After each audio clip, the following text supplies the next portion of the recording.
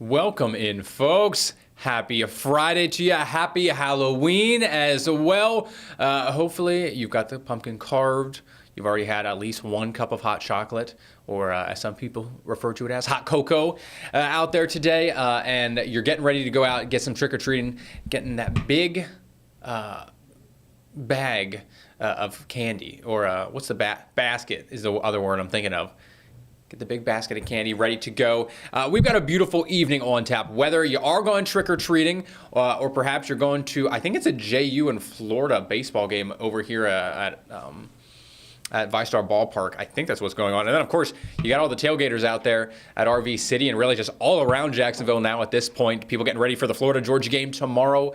We really couldn't ask for a much nicer Friday night, a nicer Halloween. This is actually one of the coldest Halloweens that we have seen here in Jacksonville in quite some time. We'll talk on that here in a second. But outside right now across the River City, lots of sun, blue skies. Temperatures in the upper 60s. We got 68 degrees.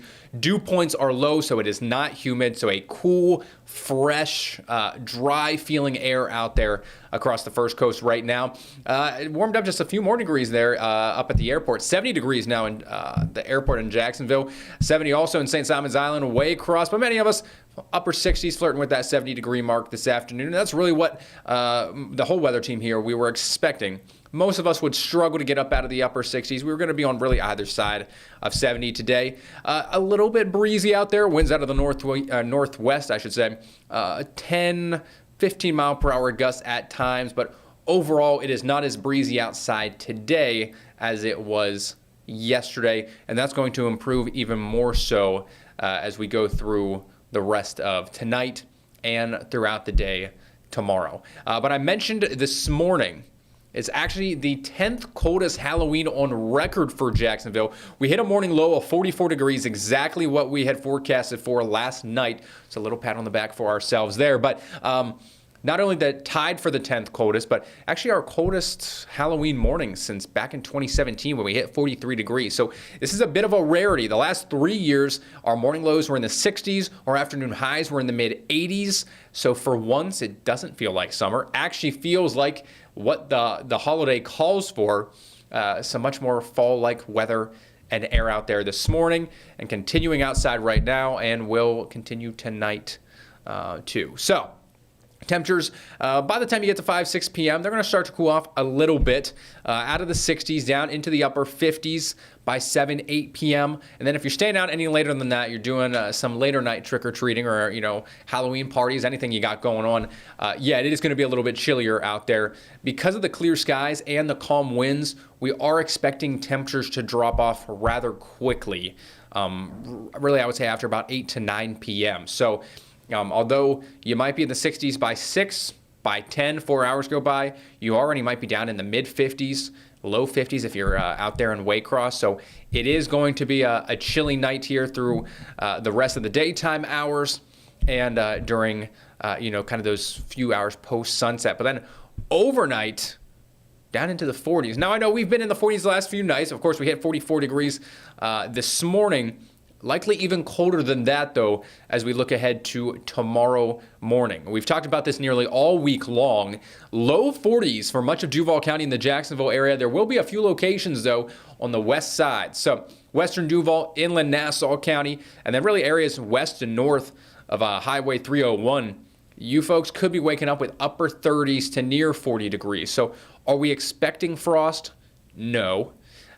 It will be possible. I'd give it about a 10%, maybe 15% chance for some patchy frost, so some crunchy grass in a few locations, primarily from northern Baker County up through Ware, Charlton, and even Pierce County up towards Blackshear. But I would say 99% of us don't have to worry about frost, won't see anything like that. But a few low-lying areas might get down to 38, 37 degrees and just, again, one or two isolated locations. But the key point here is you're going to need that coffee a little extra hot. Leave it in the microwave if you're heating it up for your second go or whatever. It's going to need to be a little bit warmer out there. Warm your body up, warm your soul up a little bit tomorrow morning because we have not seen temperatures like this really since about last March. And I'm, of course, mentioned, the likelihood of frost, really not all that great. climatologically, where in Pierce County at least, this is typically when we get our first frost, kind of within that next 10-day window. So we're not too far off from it. Now, I will say a little tease ahead in the extended forecast over the next 7 days, we are not expecting any more morning lows colder than what we have on tap or in store for tomorrow morning. But nonetheless, you can kind of see it go down the line there. For Jacksonville and most of Duval County, we're really talking about that Thanksgiving timeframe into the first week of December for perhaps our first frost here around the 9:04. But we got a long ways to go until that. So as I mentioned, get that coffee and that cup of joe a little bit steamier out there tomorrow morning. You're going to need it. Bundle up if you are heading out to tailgate. And I believe we got a couple live shots over at Everbank Stadium. I know we have our roof cam looking over at Everbank, and I think you can kind of see some of the tailgaters over at RV City, and really just all of the activity going on around downtown right now. We've got folks on golf carts just like zinging by, zooming and grooving left and right, trying to go and get something to eat. I really don't know what a lot of them are doing. And then, oh, this is great as well. Yeah, so this is actually over in RV City right now. Now, you might be asking, why is this just a still random shot? Well, actually, our very own sports director, Chris Porter, he is going to be live over there at 5:30, and 6 on First Coast News. Look at him there already getting the camera shot right to go. He's looking good. Now, he doesn't know he's on, so he'll be able to look back at this later. But he's going to be kind of checking things out over in RV City. Of course, things can get pretty rowdy, I should say, after dark over in RV City. I was live over there last year during the early evening newscasts, and you could tell some folks had a very enjoyable day up to that point. That's one of the situations you kind of got to be careful with who you decide to pick to talk to and interview with, because some people start to get some pretty loose lips, I should say, as the night wears on, and even more so after that sun sets, especially on a Halloween night. It gets a little spooky over there in RV City. But we're looking forward to hearing from Chris later on this evening. As for the forecast for tailgaters and for the game itself tomorrow, it's going to be a very cold, crisp feeling start initially. Yes, you're going to need that sweatshirt, flannel, jeans, a jacket, at least early in the morning. Hand warmers might be a good idea if you're getting out there early as well. But by about mid-morning, so 10 o'clock, you'll note, temperatures warm up pretty quickly. We're starting off in the low 40s. By lunchtime, already into the low to mid 60s. And then early afternoon hours, many of us will see temperatures warm up into the low 70s. So really, it's picture perfect, grade A football weather for really anywhere, but especially here in Jacksonville for the Florida-Georgia game tomorrow. We could not ask for a nicer forecast for the game. So if you are going, enjoy it. I am going. My friends and I are going. I do have Bulldogs colors on today, but that does not mean I'm necessarily cheering for them. I don't really have a dog in the fight, no pun intended. So I'm really just hoping for a great environment, a good game, a fun afternoon out there, and the weather will hopefully contribute to that as well. So great looking weather for the Florida-Georgia game tomorrow. Stay safe out there for any plans that you have either tonight or throughout the game tomorrow as well. I know we had some issues last year. Hopefully none of that takes place this year, but I think myself and a lot of folks are looking forward to that. And then, of course, after the game tomorrow, don't forget, you're getting that 1 extra hour of sleep, but you got to roll those clocks back an hour. Sunrise back to 6:42 comes Sunday morning. And unfortunately, yes, those sunsets also drop back an hour earlier, 5:38 sunset by Sunday evening. Talking about Sunday, we'll talk about what the rest of the weekend's forecast is looking like and when we might actually see some rain in the forecast here coming up. But let's first take a quick short break.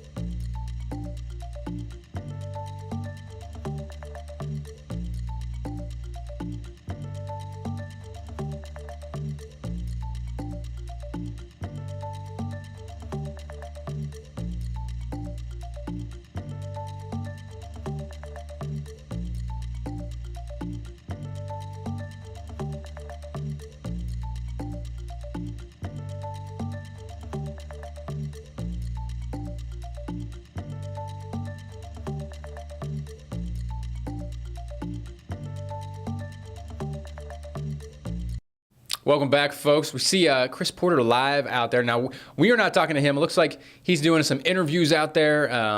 He's shooting some stuff for later, but glad to see Chris is also staying impartial with the color scheme today, because if you've ever talked to Chris, he is a big Georgia Bulldogs fan. Glad to see he's not wearing any black or red, but also not wearing any orange or blue either. So we'll check in with Chris, of course, at the 5 o'clock news. Let's talk a little bit more about the rest of the weekend forecast. We talked about tomorrow, great weather for the game. Sunday, first half of the day is looking nice. Second half of the day is really where we're going to be watching. So morning sun initially, but we will have the potential for some post-sunset showers, perhaps as early as 4 to 5 p.m., but really it's looking more so like after sunset and during the overnight hours on Sunday. Now, where is this really coming from, or originating from? Right up across the upper Midwest and the northern plains. So we're talking the Dakotas, Minnesota. You can almost kind of see that swirl up across Minnesota near the Twin Cities.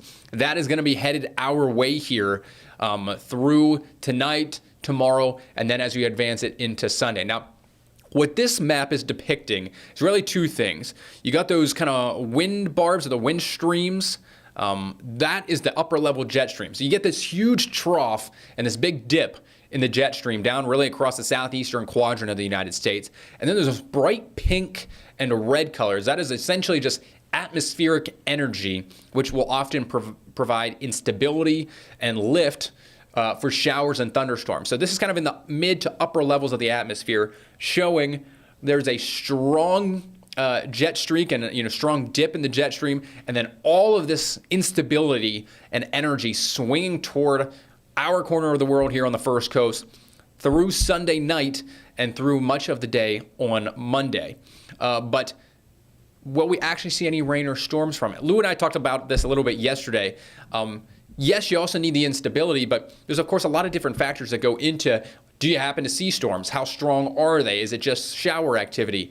One of those is how much moisture is available, not only in the mid levels of the atmosphere, but also the lower levels. As I've noted at the start of the stream, our dew points are very low. So we have very dry air in place initially here at the surface.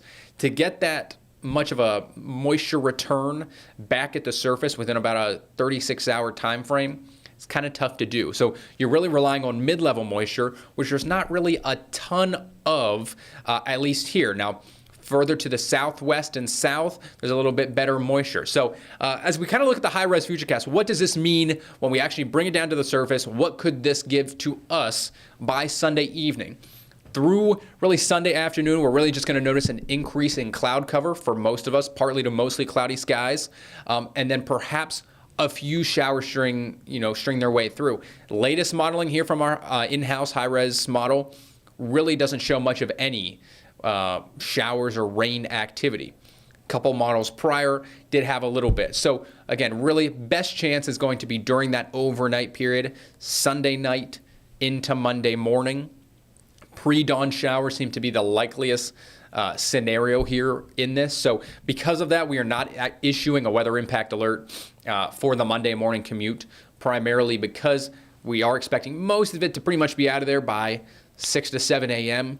And any showers that we do see will appear to be on the lighter side, as I mentioned, primarily due to just the lack of low and mid-level moisture for that front that's moving through to really even use up. So despite the energy and the instability in the atmosphere, we really just don't have enough juice to provide much rainfall. So we'll watch for that, Sunday night and into Monday morning. But by Monday afternoon, skies clear on out. Temperatures will be a little bit cooler, right around 70. Nice northwest breeze, 10 to 15 miles per hour, probably making it feel like the mid to upper 60s there on Monday. And then beyond that, in the tropics even, not a whole lot really to be concerned about. Hurricane Melissa just went post-tropical earlier today, so the storm is now off the coast of really New England, just south of Nova Scotia and Newfoundland, but it has now kind of passed by Bermuda, no longer a concern to them. And really, it's not going to be much of a concern to anyone now at this point. It's getting sheared away substantially, especially on its northern flank. So there's a decent amount of rain and some thunderstorms across Newfoundland and kind of maritime Canada. But otherwise, Melissa's no longer a concern. And elsewhere in the tropics, nothing at least highlighted for the next 7 days. Now, beyond that, we might see a few areas kind of down in the Western Caribbean, kind of where we expect it to be. Areas of interest during this time of the year. Don't forget, we do still have 30 days left in hurricane season, but the likelihood of a storm developing goes down each and every day the closer we do get to that November 30th mark. So we're still going to watch it, but hopefully, fingers crossed, the worst of hurricane season and the tropical activity has come and passed and is now behind us. So nothing on the tropical front after Melissa has passed on by. And really after Sunday night and early Monday morning's front and limited rain chances, I'll probably have to drop that 60% just a little bit there for the overnight period.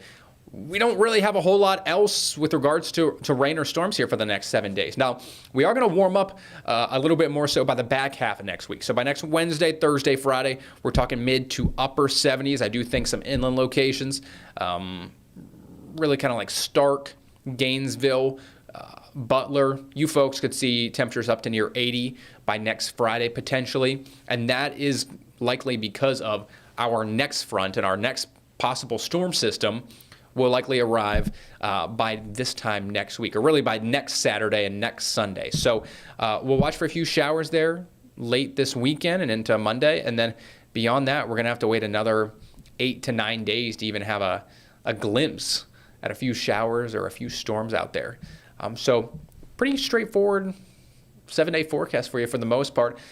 Enjoy the rest of your Halloween night tonight. Hopefully you get all the candy that you didn't buy yourself or that you've been hoping to get. My personal favorite is the good old Butterfinger.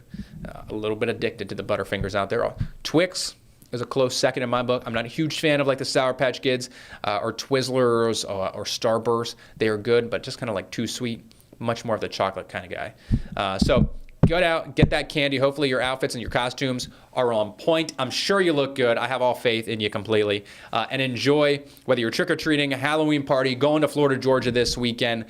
Enjoy it. Stay safe out there. Try to be as responsible as best you can. And then really just enjoy the weather. Enjoy the weather. Get out. Truly, truly lucky here and blessed just with the fall-like weather that we have in place, not only through this weekend, but really through much of next week as well. I'm going to head out to get ready for our 5 p.m. newscast. Myself and, of course, Chris Porter is going to be live out at RV City to talk about the Florida-Georgia game. Take care, folks, and have a good weekend.